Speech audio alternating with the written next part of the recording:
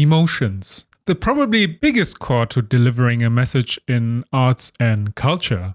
How it moves us, how it stimulates us and influences us. A powerful tool to define authenticity and specifically musicality from something mechanical and bland. Big competitions are held for it where a jury judge how much emotional depth is conveyed through the complex technique, expression and movement. Even if we just see a stranger in an intense situation depicted like in this photograph screaming, for many of us our inner cue for helping alerts us in these similar situations as social beings and gets us ready for action. In Western cultural and psychological tradition, there's this deeply ingrained core idea. Emotions have diagnostic patterns. When you, for instance, feel fear, your heart rate spikes. When you are happy, you smile. When you fall in love, you feel the butterflies. Out of these feelings, you convey them in an artistic landscape with technique that contextualizes and represents these emotions in the right aesthetic. This view suggests a simple step-by-step flow. You see, then you feel, then you act. And these emotions as acts, they are thought to show up on your face, your movement, your heart rate, your gesture. Particularly with music, emotions are understood as a universal language. Music is understood as a universal language. My name's Joe Navarro, and for 25 years I was a spy catcher for the FBI. You may be familiar with my previous video. I talked about body language. There's just no Pinocchio effect. And people who prattle that and say, well, we can detect deception because the person touches their nose or covers their mouth, that's just sheer nonsense. And today we're going to focus on the face. When it comes to nonverbals, the face is key. There's so much information and feelings that we receive from the face that for us, the face takes primacy. You see, you feel, you act. Made the front page of the New York Times. We didn't kill anybody. What it did was show that if you put on your face one of the universal expressions, you will turn on the physiology of emotion. You will begin to experience that emotion. So the face is not simply a display system that tells you what's happening inside me. I can self-generate any emotion. You see, you feel, you act.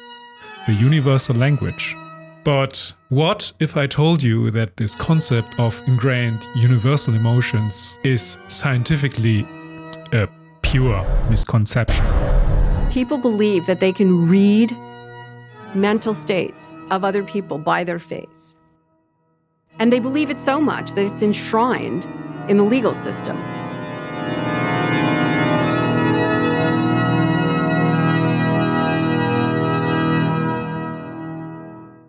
Chapter 1. Essential Emotions, Half a Century of Misconceptions. And there are people who lose their lives because juries believe that they can read remorse or the lack of it. And in fact, there was just a case, last year, I believe, where, the Innocence Project got involved because there was a woman who was on death row, and what put her on death row was a police officer's claim that he could read her emotions by the comportment of her face and her body. Dr. Lisa Feldman Barrett, a neuroscientist and professor for psychology at universities like Northeastern University, Harvard Medical School, tries to tackle these misconceptions about emotions in her book, How Emotions Are Made. The way that scientists defined emotion for a long time was these kind of states where you'd see this diagnostic ensemble of signals. And that would mean that anytime someone showed one of those signals, they may move their face in a particular way or their heart increased at a particular time, you'd be able to diagnose them as being in a state of fear as opposed to a state of anger or sadness or whatever. The empirical evidence just doesn't bear that out. And so it was kind of a mystery. The mystery is, how is it that you feel angry or sad or happy or, full of gratitude or awe? How is it that you experience these moments, but scientists can't find a single set of physical markers that correspond with each state distinctively, right? That in a way that you could tell them apart. The big challenges for science is what she describes essentialist ideas. The view that people and things have inherent, unchangeable properties. In this science article, she depicts the challenges constructivist ideas of emotions have to confront with essentialist ideas. Scientists have proposed a variety of essences, some of which are easily seen, such as facial movements, and others, such as complex intertwined patterns of heart rate, breathing, and body temperature that are observed only with specialized instruments. This belief in essence, called essentialism, is compellingly intuitive. It's also pernicious because it is virtually impossible to prove that an essence doesn't exist. A solution to this conundrum can be found in Darwin's more famous book On the Origin of Species, written 13 years before Expression. Ironically, it is celebrated for helping biology escape the paralyzing grip of essentialism. When it came to emotions, however, Darwin fell prey to essentialism, ignoring his most important discovery. Darwin's Origin proposed radically that a species is a vast population of varied individuals with no essence at its core. The ideal dog doesn't exist, it is a statistical summary of many diverse dogs. Dr. Lisa Feldman Barrett faces further challenges and prejudices with her constructivist approaches, specifically from conservative perspectives, including clinic psychologist Dr. Jordan Peterson, who called her on X, quote, "some random columnist for Scientific American. More woke idiocy and thinly veiled Marxist criticism of essentialism masquerading as enlightened science." This conundrum of the prejudiced assumption is also brilliantly explained in the following quote. "You already know what you know, after all, and unless your life is perfect, what you know is not enough. You remain threatened by disease and self-deception and unhappiness and malevolence and betrayal and corruption and pain and limitation. You are subject to all these things in the final analysis because you are just too ignorant to protect yourself. You must accept this before you can converse philosophically instead of convincing, oppressing, dominating, or even amusing." As Canadian psychologist Dr. Jordan Peterson writes in 12 Roots for Life in Chapter 9, assume that the person you are listening to might know something you don't. Chapter 2. The core challenges of defining emotions. There are plenty of research papers in the medical or cognitive science hemisphere that support the observation in recent years and decades that the sets don't correspond with the physical states. In all fairness, you have to put in contrast that Paul Ekman's theory of emotions is more than 50 years old. The scientific knowledge was, of course, at that time not as developed. Over the course of the years, however, he stayed moderately true to the universally ingrained aspect of emotions and expanded his pool of emotions from initially 6 to potentially up to 17. Dialectically forming an antithesis, for example, these two medicine publications from 2020, links in the description, researched the dangers of the universalization of emotions specifically across cultures, being vulnerable to Western standardization and cross-cultural biases. Our findings emphasize the need for placing research on emotion perception into an evolutionary cross-cultural comparative framework that considers the adaptive significance of specific emotions rather than differentiating between positive and negative emotion. Or this study where participants performed a go, no-go task by either executing or withholding a response towards neutral stimuli presented in the context of positive and negative stimuli with Korean and Caucasian Americans. In all experiments, while both ethnic groups demonstrated significant negative biases, there was a subtle modulation of the bias by cultural background. With the possibility of cultural modulation, the prevalent negative bias of neutral emotion questions, the validity of the neutrality assumption of the neutral emotion. Before we head on to Dr. Feldman Barrett's take, I want to explicitly mention that there are currently many competing takes on the origin of emotions. I will list them up briefly. You can pause the screen if you want. So, heading back to Dr. Barrett, let's analyze the dialectics between Ekman's view of emotions and Barrett's constructionist approaches with the basic emotion test method that Dr. Feldman Barrett also used in the book How Emotions Are Made. Test participants had to circle which of those 6 from Ekman introduced emotions matched the facial expression depicted on the left. Tests all around the globe show that around 85% of the people chose the accurate emotion. In countries where they resemble the US less, like Japan, Malaysia, Ethiopia, China, Sumatra, and Turkey, the success rates were lower to about 72%. What's more interesting is that if you remove the emotions options altogether, where you have to choose out of your known emotion repertoire, the accuracy rate is now just at 58%. Dr. Lisa Feldman Barrett took the test a step further. In the next stage, she and her team showed participants 2 photographs without any added terms, simply just the question, do these 2 people feel the same emotions? The expected answers were yes or no. Only 42% of the test participants were only able to identify the expected coherence. In the final stage, the participants were asked to repeat an emotion label like anger endlessly. In the end, the word will become in the consciousness of the participant a pure sound chain. Dr. Feldman Barrett describes in her book that this technique has basically the same effect like a short-term brain lesion that holds for less than a second. The psycholinguistic term for that phenomenon is called semantic satiation effect. Maybe you know this quite popular clip from the series How I Met Your Mother, where Ted repeats endlessly a word and describes this phenomena. It still sounds weird to say. Well, anything sounds weird if you say it 100 times. Bowl. Bowl. Bowl. But other than that, things are good? Bowl. After that semantic satiation effect, they showed again those 2 photographs with the 2 faces again without any added terms.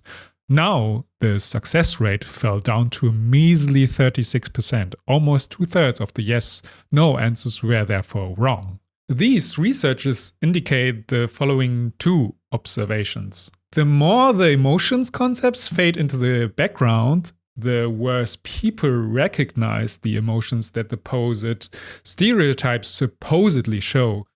This is clear evidence that people only see emotions in a face when they possess the corresponding emotion concept, because they need this knowledge to construct the perception in the moment. Also, the striking parallels between semantic satiation and what musicians, dancers, and artists experience during repetitive practice. I mean, like, imagine musicians like caged up in a room and just practicing 5 hours purely straight.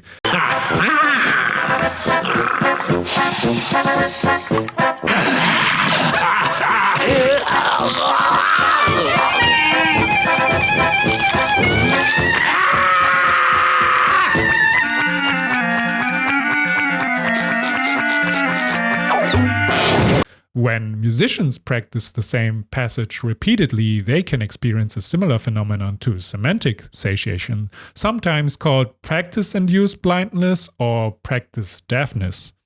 The repeated motions and sounds can begin to lose their musical meaning or context, similar to how repeated words lose semantic content. The meaning of this cup in this moment is what I do with it. So it could be a vessel for drinking. It could be a weapon. It could be, a flower holder. It could be a measuring cup. The meaning of the vessel is what I do with it in the moment. That's its meaning. And so the meaning of the vessel isn't in the vessel. And it's also not only in my head. The meaning is the transaction. It's the relationship between the features of this vessel, this object, and the signals in my brain, which are creating my actions. In fact, even the fact that this is a solid object, the property of solidity is not in the object. It's because I have a body of a certain type with certain features that makes me experience this as solid. The solidity isn't in me and it's not in the object. It's in the relationship between the two. But what if the way we experience emotion can't be reduced alone to signals, patterns, or facial expressions? Which concepts then does Dr. Feldman Barrett introduce to how emotions are made? Chapter 3: Understanding where emotions come from, interoception and affect.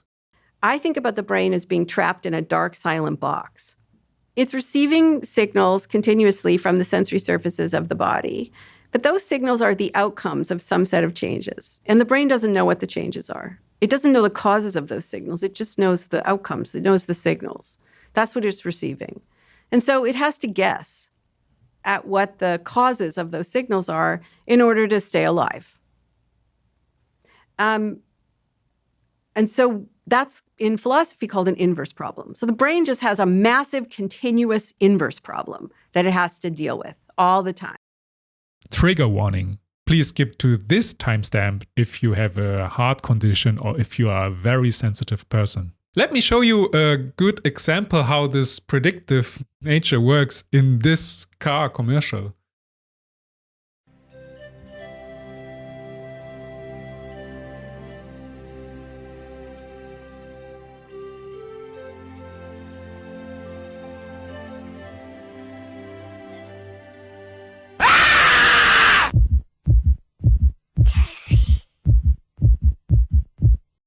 Feelings aren't factual, just predictions and guesses, and sometimes very convincing predictions.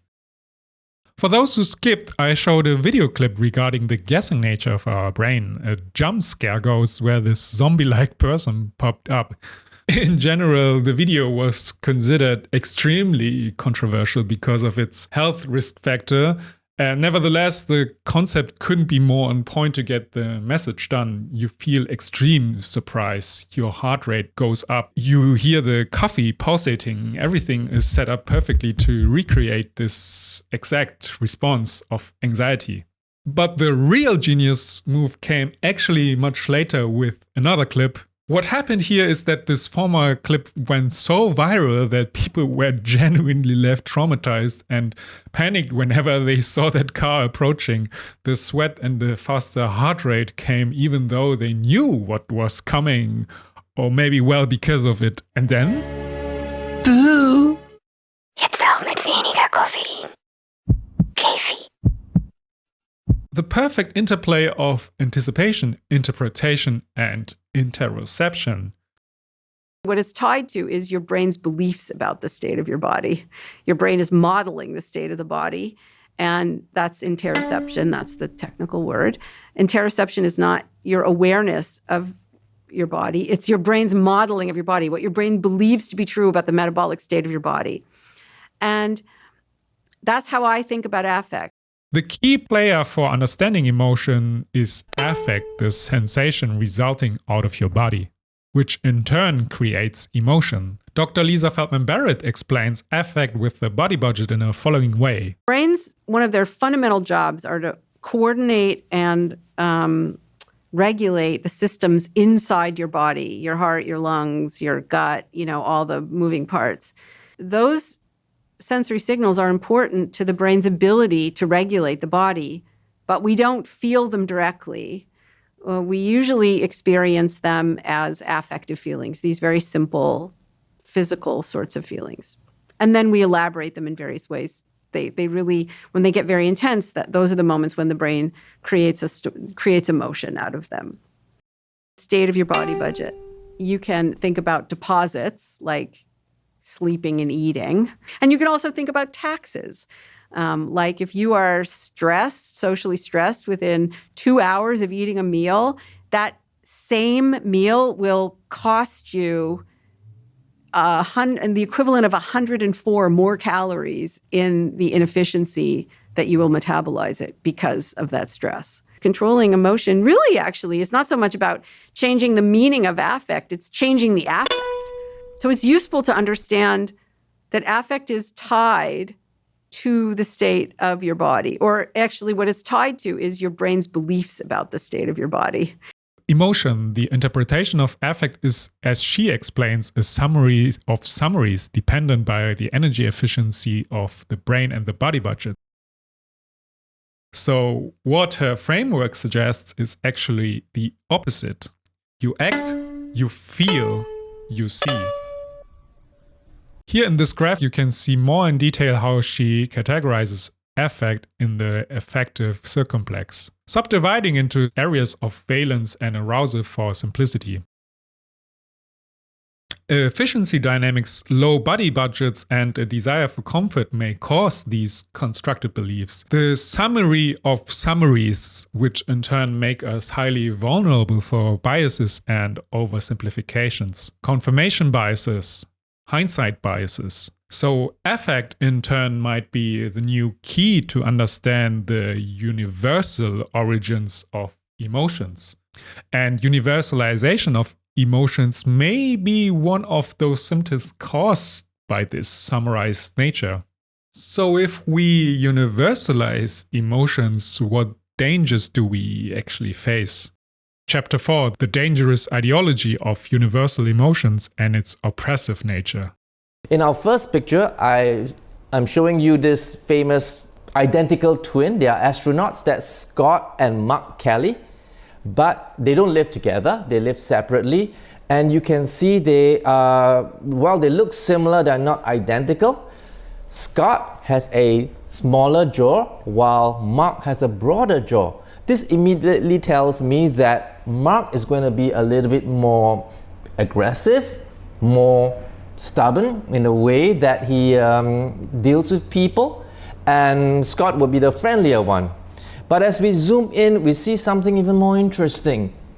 One of them, the ear, Scott's ear is sticking out and Mark's ear is less sticking out. You know what it tells me? It tells me that Scott's personal life is more interesting while Mark is a bit more compliant and less extreme. Okay, those with single or no eyelids, they are more task-oriented or pragmatic people. Those with double eyelids, they are more affectionate. So let's put this into context. If your spouse have double eyelids, she expects or he expects a lot of affection from you. And if you have no eyelids, you're more pragmatic, practical. I have to say I was actually quite shocked how much pseudoscience and disinformation is spreading regarding emotions that is not science-based. The desire for conformity gets us to dangerous territory where even superficial contextualization can serve as something factual. The bloated, algorithmic, and unquestioned authority, the worst of all authorities, frames the factual for its own conformity instead of the thorough research. I talk about this topic in another video. If you want to check out this video, please click here. So who does decide these contextualizations in academic realms? In the academic culture realms, especially with me in the music realm, you traditionally divide learning with technique and with musicality. Your musical expression, also often referred as musicality, represents the ability or talent to convey the potential inner message of a musical piece. Technique as the anatomic tool, more understood as a medium to express the inner emotional core of musical content that expresses the essential emotional core of the music piece. There are many dangers that come with these belief systems and play a major role of aesthetical contextualization. I will make for this specific topic a separate video. You have many of these dogmas where you face these comments as technically good but boring, or musical but not technically good. Hilary Hahn, a famous classical music violinist and soloist, explains in the following example how not separating affect and emotions can lead to an ideological judging position where she finds herself in a prejudiced position of apparently not feeling enough. For me, the difficult part of it is there's no real absolute way to measure and inspect music as it's happening. Louder is not necessarily more moving or more powerful. Loud can be anything. If someone is shouting, it can be that they're angry. It could be that they're excited. You can imagine how within music where there might not be words, it's hard to say this means this. Sometimes I would be in a master class or I would be in a chamber rehearsal and the person in the chamber rehearsal would say, just feel it.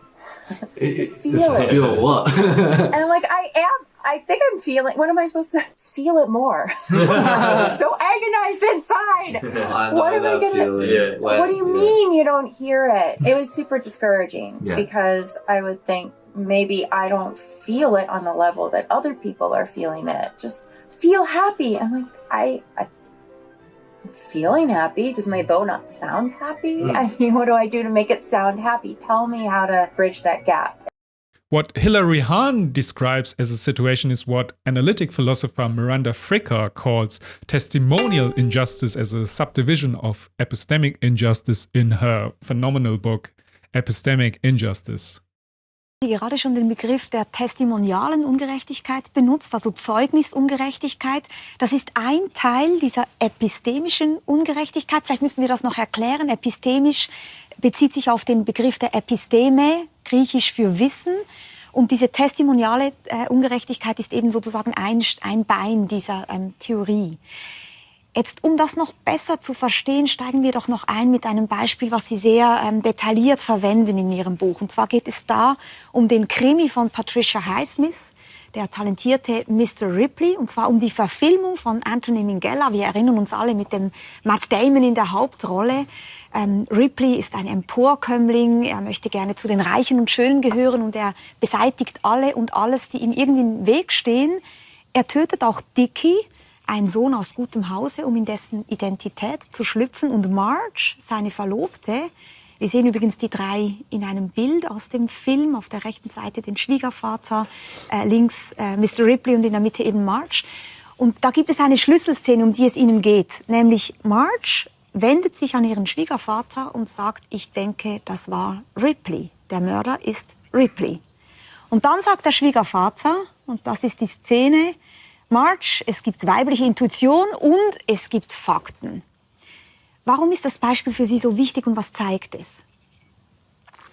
Well, in that example, it's quite a complex example in some ways because the men around Marge are, as it were, they care about her. They're benevolent men, but they carry enough prejudice against women at the time, the prejudice in particular that is being exploited by Ripley, the criminal. He's deliberately trying to bring out this prejudice in the other men so that they don't believe Marge. The prejudice is that Marge is a woman, she's a bit hysterical, she's a bit emotional, she's not really thinking rationally. And Ripley, who has indeed killed Dickie Greenleaf, is trying to make these men, mobilise their prejudices. So even though they're in sympathy with Marge, they just think, poor Marge, she's losing it, she's emotional. And so for me, that's a complex case because, at least in my theory, others may disagree with this, but I don't regard Ripley as doing Marge a testimonial injustice. Ripley knows that she knows. He does not disrespect her as a knower. He's doing lots of other bad things to Marge because he's trying to get other people not to believe her. The people who do her a testimonial injustice are Greenleaf Sr. and the other male characters who allow prejudice to depress the level of credibility they give Marge. When she's offering evidence, she says, I know it was him because he had Dickie's rings. She has evidence, but they don't see it because of their prejudice. So it's a very particular kind of wrong I was trying to bring out, and it's only one kind of injustice. Obviously, Ripley is doing many wrong things to Marge, but since he does not wrongfully underestimate her as a knower, he doesn't do her a testimonial injustice, in my view.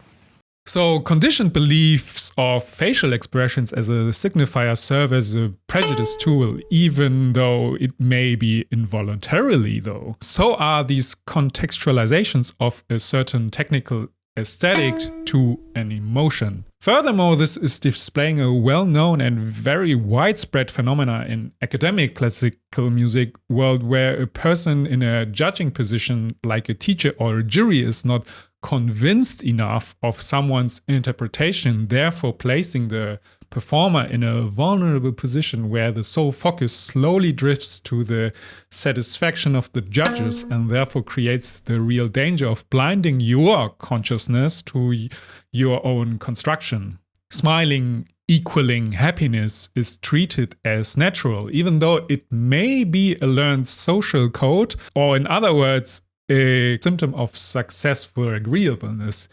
It's not this simplistic kind of idea that an emotion is triggered.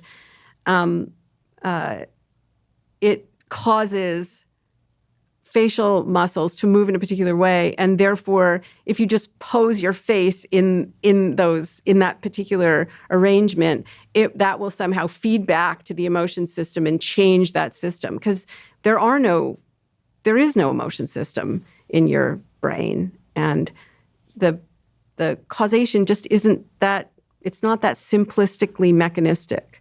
Even though you have to say there are distinctive affect dynamics and those differentiations of those dynamics. Who doesn't seem natural, however, is in a vulnerable state of getting pathologized due to not being able to fit into the category of normal. This leads to a rebound effect in trauma and isolation, and even diagnosis of sociopathy or apathy.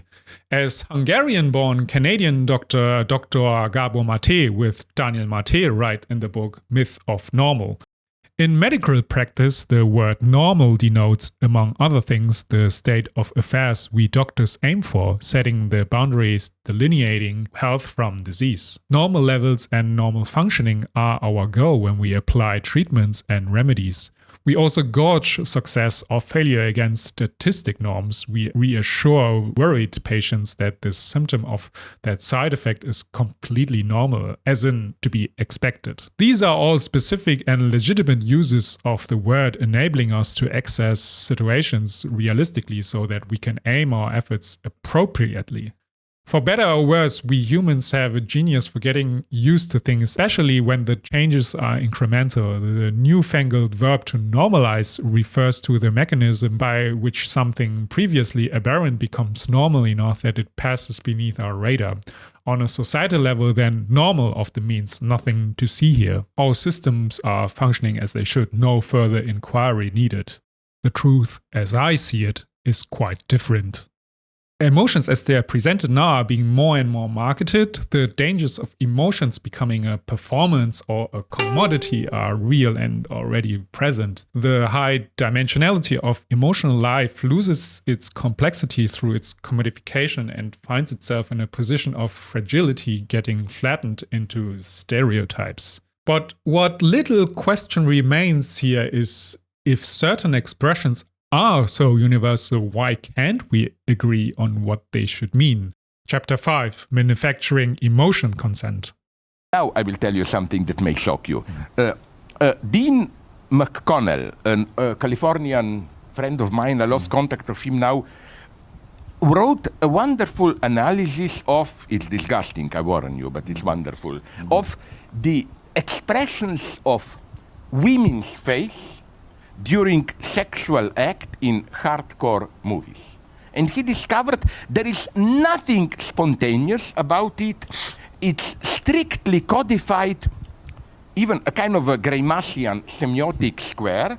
4 expressions are codified. And then I learned from people who are doing these movies that they even have, I forgot them, terms about them. One is the one you would have expected, the ecstasies. Yes, more, whatever. Then things get much more interesting. The next expression is what I'm tempted to call in Habermasian terms the instrumental reason expression. It's, the woman with her lips tight, looking down, like, oh my God, one another effort. It's hard work. You know, we are in the middle of hard work. The third expression is even more, it's indifference. Woman is chewing gum, don't, and this is part of erotic play. A true femme fatale must play indifference, you know. And then the last one, this is the third one, indifference. The last one, which is the most dangerous one, it's also absolutely codified, is while the man is doing the hard work, the woman is looking at him with an ironic smile, like, haha, is this all you can do, or whatever, you know. So you see, even there, the intimate domain, it's a perfectly structured semantic series of oppositions and so on. But so you think you see everything directly. No, I developed long ago this point. You pay the price. It's heavy censored. The problem here that Slavoj Žižek depicts is authenticity, the so-called authentic nature of performative and emotional expression. When we observe a performer's facial expression, we attempt to access their inner emotional experience by replicating what we believe those expressions signify. We seek to bridge the gap between their outward display and presumed internal state. But on the other hand, what if the reason that the experience between performer and audience may be so exhilarating because the audience may have the bigger opportunity to grasp something that the performer may be incapable of doing because of its sole performing duties? The audience which actually shares the resonance, blurring the line between performer and audience altogether. Do we truly replicate the experience then? I'm going to invite you to clear out your inner space with 3 breaths. Have the option to close your eyes and walk you, if you wish, an invitation through a 60-second thought visualization. Okay? I invite you to close your eyes. I invite you to take 3 breaths. 1, 2, 3. I invite you to think of a time where you wanted something so badly in the game of life that you researched it. You strategized. You had your tactics. A plus B plus C, that red door was yours. That job, that university, him, her, them, to say yes, to live there. That red door was yours. A, B, C, you'd done it right. You go for the handle and it's stuck. And it seems untenable in this game of life, 99% certainty, because you had done A plus B plus C. You might kick the door, you might be shocked, you might even be depressed. But only because the red door was stuck, you had no choice. You turned 40, 80, 110 degrees, and there was a wide open, shining yellow door. You may have said that yellow doors don't exist. You've never thought of yellow doors. On the other side is someone more right for you, is a job that made you feel alive, is a mentor who brought you in a whole new direction. It was not what you had wanted. It was better than what you had wanted. And as you sit back and you look at that stuck red door, the hairpin turn that brought you to the wide open yellow door that has everything to do with who you are and where you are today, was anyone standing there at the hairpin turn? A parent, a grandparent, someone you met for 2 minutes at the tea or coffee shop, someone on the bus, a trail angel who pointed you to the yellow door. And finally now, as you sit back, stuck red door, hairpin turn, trail angel pointing you to the yellow door. How really are the most important parts of our lives found? Is it narrowly through strategy and tactics, or do those certainly have their place in preparation? But are the most finest directive parts of our lives some type of dialogue, not with walking an inert stage, but in a dynamic dialogue with a dynamic guiding force in and through all life? Is it possible you've been on a quest, a spiritual path all along? Sitting now way back, stuck red door, hairpin turn, trail angel, wide open yellow door. Where in your road of life is the force, is the source, universe, God, Hashem, Allah, that which is in us, through us, and around us. Is this force in the trail angel and in you hearing the trail angel? Is the force in the open yellow door and even the stuck red door? So life has times for strategy and preparation, but life, perhaps, in your own path, is alive and has a force of its own. Wow, thank you very much. I don't believe in going deep into your inner self. Sorry to be brutal, if you go deep into it, you find deep shit there, I tell you. Monstrous fantasies and so on. I believe that the only way to overcome yourself is to identify with your mask. Just to conclude, that I don't drag on, my favorite movie here, Rossellini, you should see it, you can get it on YouTube, from 1960, I think, with Vittorio De Sica, General della Rovere. De Sica plays a poor guy who is caught, it's still occupied Italy, caught by the Nazis, and since he looks exactly like General della Rovere, a big name of resistance, they tell him, we killed della Rovere, but resistance that we have in prison don't know this. So go there, pretend that you are General della Rovere, and people will confide in you, and you will tell us that. You can guess what is the ending. He identifies so much to his role that he is ready to die. He doesn't say anything, and he is shot publicly as General della Rovere. In this sense, I am for good alienation. Who cares about his real self, a poor beggar, and so on? In this complete identification with another, you can find freedom, but also horror. Did you see with Jim Carrey, his best film, I think, did you see The Mask? Where he is completely free, but nightmare comes out.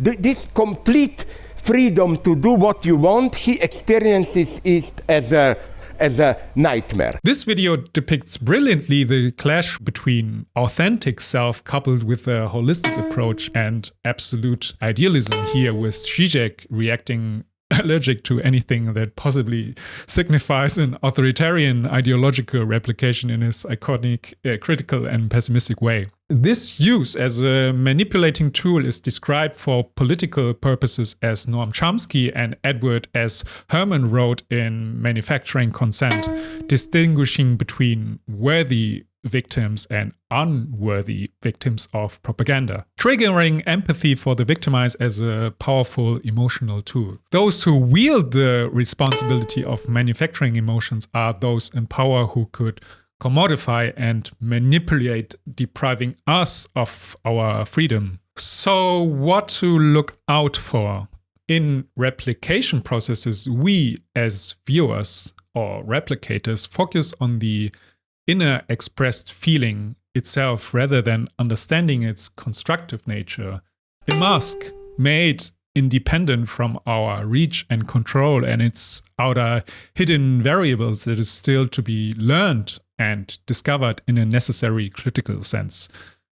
When we accept surface signifiers like facial expressions, gestures, as direct evidence of authentic emotion, we create a shortcut that feels immediate yet bypasses critical understanding. This surface level engagement becomes our primary criteria for determining authenticity because it seems more effective and commodifiable, especially with the rise of emojis as effective, simple storytelling that deconstructs richness to regression. Simultaneously, we get into a vulnerable state where the framework that produced the performer's physiological response, the affect, lose its importance, significance as the actual possibility of a source, which leaves the performer in an interpretive short circuit between surface signifiers and a deep void where, in best cases, machine-like calculation remains as its only mediator. This would get us to a dangerous position where AI and human lose their distinction line. Just one point. Let's take artificial intelligence. Not just It's not enough to say, oh, will it control us? We will control it. The elementary question is this one. Again, Zuckerberg and Musk announced next step. iPhones and so on are out. We will have a direct link between our brain and digital machines. What does it mean for our identity as subject? Let me, in my style, go directly to a vulgar level, but it's crucial here. Let's say I don't want to be accused of male chauvinism, so I will not address anyone concretely. Let's say that I'm flirting with one of you. Isn't the whole point of flirting that it's between the lines? I'm softly trying, we don't know. Imagine Neuralink, where our brains directly communicate. There is no flirting. We look at each other and get the signal. I would like to do, I don't. It's the end of sexuality as we know it, and so on. All these basic questions are philosophical questions. So what should be seen specifically critical? Both danger and liberation can come to fruition by questioning the middle constructive step of emotion, the affect. You know, we say to little kids, use your words, like don't throw a tantrum, right?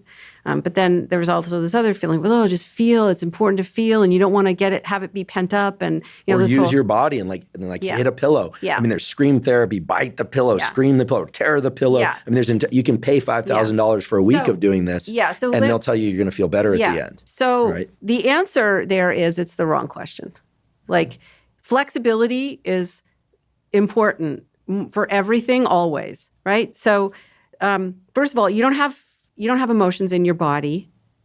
Your body doesn't keep the score, you know. It oversimplified and led people to believe that their back pain was trauma and that all trauma is somaticized. And it's not. No, it's not. But I would go further and say, like, first of all, your body does keep the score. Your brain keeps the score. Your body is the scorecard. Sometimes the wisest thing to do is live in the emotion. That is, you know, sometimes discomfort, sometimes when something feels bad, it doesn't mean something is wrong. It just might mean that you're doing something hard. Because emotions are recipes for action. When you go from feeling bad to feeling angry or sad, it's a recipe for action. You know, like if you're driving on the highway and somebody cuts you off and you think, what an asshole, the assholeness of that person, that intensity of that negative affect is you experience it as a property of that person. But really it's coming from you. It's not a property of that person. That's a feature of your experience in that moment. We pathologize people when they just experience their bodies as physical sensations and not as emotions. Like we say, oh, that person is so much somaticizing or somatizing. They're not. They should be experiencing emotion, but really they're, you know, just experiencing a stomach ache, and that's bad. But that's actually a judgment call that is probably sometimes wrong. Sometimes it's probably better to experience a stomach ache. Sometimes it's more productive. Part of being emotionally intelligent is knowing when not to construct an emotion. The fundamental risk may lie in forgetting that emotions are constructed experiences rather than direct transmissions. By overlooking how an emotional expression develops from source material through physiological affect to external signification, by losing sight of the interpretive nature of all emotional displays. When we fail to question the constructive nature of emotional signifiers, we also forfeit the ability to reevaluate the authenticity or consider how they might be reconstructed differently. True engagement with emotional authenticity may paradoxically require acknowledging the constructed nature of emotional expression. So what does that mean for empathy if we can't be really sure? If emotions are constructed, can empathy still be real? Chapter 6, Rethinking Empathy. Remember this photo from the intro? I'm sorry to debunk, but Dr. Lisa Feldman Barrett used this photo to exemplify how priming works. It's not someone screaming for help. Instead, it's Serena Williams winning her match point. Which brings us to the core question of it. If faces don't tell the whole truth, can we ever really know how someone feels? Empathy is based on resonance, not signals. Empathy is the law for communication, not for the sake of efficiency. Actually, acknowledging the high dimensionality of emotional states and the pluralistic differentiation of it is, in my humble opinion, culturally the biggest heritage that humanity had offered and has to offer. Moving away from universal diagnostics to emotional pluralism can be very challenging and certainly in some aspect not the most efficient, but culture, in my opinion, was never built for efficiency sakes alone. Rather, it was built for the sake of progressing through the lens of a critical curiosity, which was built fundamentally on open-mindedness and flexibility. Something that certainly also played a major role for human evolution. Here I want to also clearly express the sole fact that emotions themselves are constructive by nature doesn't wrongly relativize the existence of this language that we also have or make them fully constructive nor fully universal, but rather motivates us to learn because it brings us to a position of flexibility and openness rather than something essential and stiff. Because what comes with the constructive approach is what might it feel like to finally be allowed to feel differently? Disoriented? Caged? We may never be truly certain what someone else feels, but that may not mean that it's necessarily a bad thing and something to get rid of prematurely. There are all these animals that have different sensory surfaces than we do, and they can detect signals in the world that are not relevant to us because we don't have sensory surfaces for them. And it reminds you, first of all, that what you experience as reality is really not in the world alone. And it's not in your head alone. It is in the transaction between the two. You know, the neurons in your brain and in your nervous system are also part of the reality. And so reality is the transaction. Reality are the features that are the transaction between signals in the world and signals in your brain. Psychoanalyst Jacques Lacan describes this phenomenon where the traumatic core of the realness withdraws from the symbolic, showing us structure to distinguish these matters. Je dis toujours la vérité. Pas toute. Parce que toute la dire, on n'y arrive pas. La dire toute, c'est impossible matériellement, sont les mots qui y manquent. C'est même par cet impossible que la vérité touche au réel. It's very important, here comes my Hegelianism, to understand what Lacan says here correctly. He doesn't say there is a truth out there, but we cannot fully grasp it. Something always avoids us. I think that his point is much more Hegelian. Yes, we cannot tell all the truth. It's always antagonist, inconsistent. But this antagonism and inconsistency are the real itself. Slavoj Žižek even sees this inconsistency as part of reality itself, calling this phenomena ontological incompleteness. Lisa Feldman Barrett also demonstrates the potential unfolding in recognizing uncertainty and the benefits of keeping it uncertain. And I got on the phone to my husband and I said, I'm experiencing a very high level of arousal and it's very, very unpleasant. Now, my husband knows me very well and he said, yeah, there's a lot of uncertainty. And I said, I know. Now, he didn't say to me, well, you're anxious and you just don't really know it. Because I wasn't anxious. I was feeling uncertain. And as you know, or maybe people know, that when there's a lot of uncertainty, there's also a lot of arousal because the brain is attempting to learn. Our go-to explanation for what that is to experience that arousal as anxiety. But I was uncertain. And remember that how your brain, the story it's telling itself, the category it's making, is a plan for action. Well, what do you do in anxiety and fear? You freeze or you run away. What do you do in uncertainty? You forage for information. You tolerate the discomfort and you forage for information. Conclusion. The most relevant question here is also to ask yourself a hermeneutical question. What do I want to feel? What do I want to construct and why? And what did I construct unconsciously? What am I supposed to feel?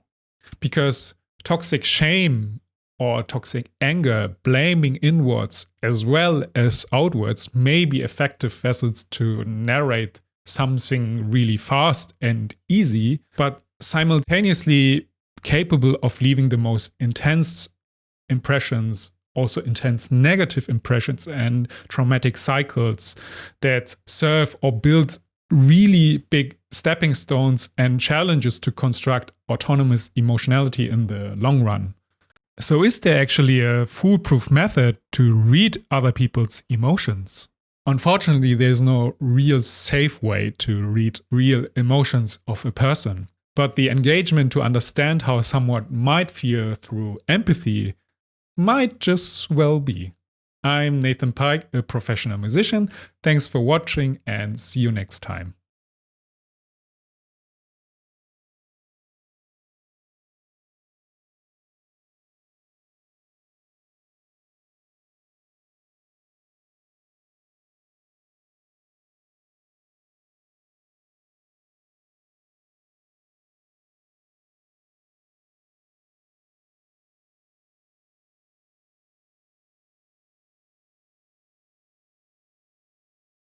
Tutti noi potessimo piangere come Emanuele